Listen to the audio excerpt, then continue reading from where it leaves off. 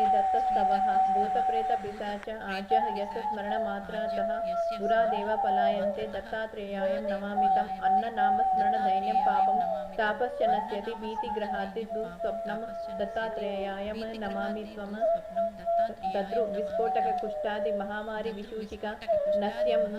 अंचनेपि रोगाश्च दत्तात्रेयाय नमामितं संगज देवकालोत अपि संक्रामिका गदाः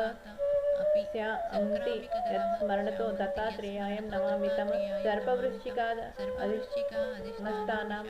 विषार्तानां शरीराणाम् अन्ननाम शान्तिदं शीघ्रं दत्तात्रेयाय नमामितं त्रिविधो उत्पातशमनं विविधा अरिष्टनाशनम् अन्ननाम क्रूरभीतग्नं दत्तात्रेयाय नमामितं